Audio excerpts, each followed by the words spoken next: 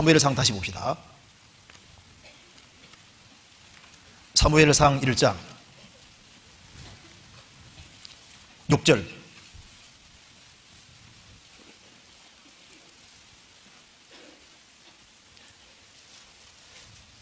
보시겠습니다. 여호와께서 그로 성태치 못하게 하심으로 그 대적 분인나가 그를 심히 격동하여 번민케 하더라. 여호와께서 그로 성태치 못하게 하심으로 하나님이 일부러 자식을 빨리 안 주는 겁니다. 하나님께서 일부러 더디게 하시는 경우가 있어요. 어떤 사람은 정말 신앙적인데 주님께서 결혼을 늦게 하시는 경우도, 빨리 결혼 안 시키는 경우도 있고, 그렇죠. 만사가 자꾸 더디게 되게 하고 빨리 안 풀리게 할 수도 있습니다. 형통한 날에는 기뻐하고 곤고한 날에는 생각하라. 하나님이 이 두 가지를 병행하게 하사 그 말씀대로 하나님이 때로는 굳게 할 수 있는 겁니다. 하나님이 굳게 하신 것을 누가 능히 굳게 하겠느냐. 하나님이 일부러 딱 구부리는 경우가 있는 거예요. 한나가 경건한 여자인 줄 알지만 하나님께서 일부러 자식을 빨리 안 주시는 거예요. 하나님 계획 속에서 안 주시는 겁니다.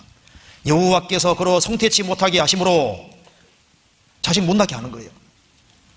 그 대적 분인나가 그를 그냥 격동한 것이 아니라 심히 격동하여 번민케 하더라.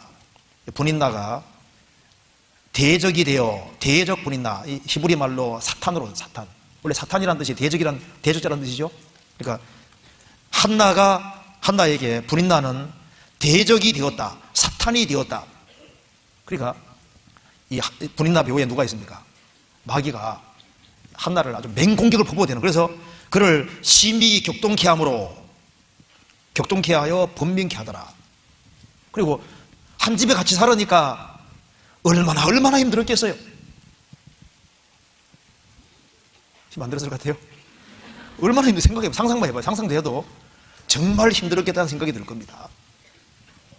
그런데 일단 우리의 교훈을 위해 기록되어 있습니다. 이 청년들 배후에도 분인나처럼 옆에 대적이 아주 가까이 있을 수 있는 거예요.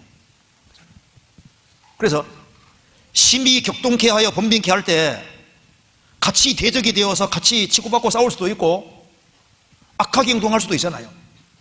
그런데 한나는 그렇게 하지 않았습니다. 악한 길을 걷는 것이 아니라 하나님 앞에 기도하는 길을 택한 거잖아요.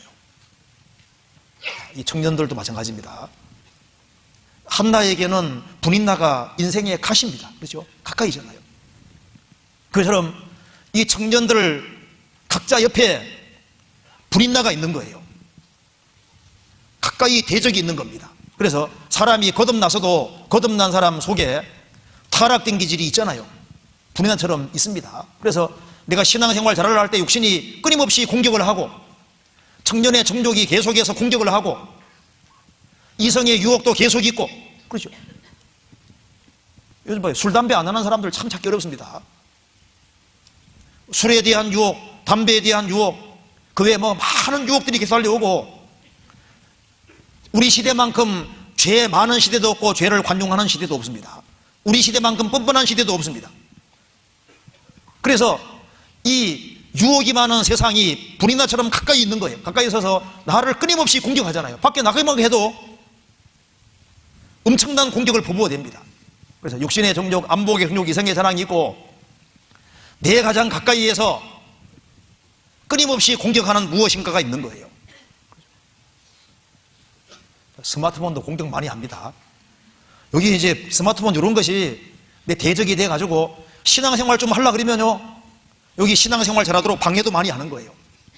그래서 어쩌면은 문명의 어떤 기계들이 내 인생의 대적이 되어서 나를 그냥 공격하는 것이 아니라 심히 격동하여 번민케 하고 갈등을 불러일으킬 수 있다고 말입니다. 또 때로는 가정적으로 내게만 있는 어려움이 있을 수도 있잖아요. 어떤 사람에게 없는 질병이 내게 가까이 있어서 그것이 내 대적이 되어서 나를 괴롭게 할 수도 있습니다. 또 어쩌면은 다른 사람보다 내가 어떤 컴플렉스가 클 수도 있거든요.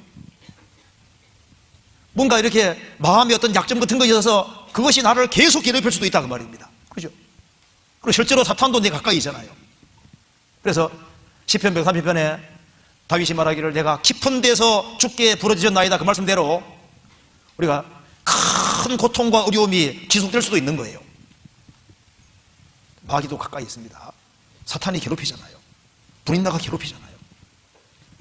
근신하라 깨어라 너희 대적 마귀가 우는 사자같이 돌아다니며 삼키를 차를 잔다니, 그 말씀대로 대적은 가까이 있는 겁니다. 마귀는 우리가 신앙생활을 좀 못하게 하는 걸 원하는 게 아닙니다. 근신하라 깨어라 너희 대적 마귀가 우는 사자같이 돌아다니며, 그다음 뭡니까? 삼키를 차를 잔단 말이 무슨 말이에요? 나를 완전히 파멸시키려고 하는 거예요. 완전히 쓸모없는 인간으로 만들려고 하는 겁니다. 그래서 이런 어려움이 있을 때 그 태도가 참 중요한 거예요. 한나는 바른 마음의 태도를 가지고 있습니다. 환경은 부차적이에요.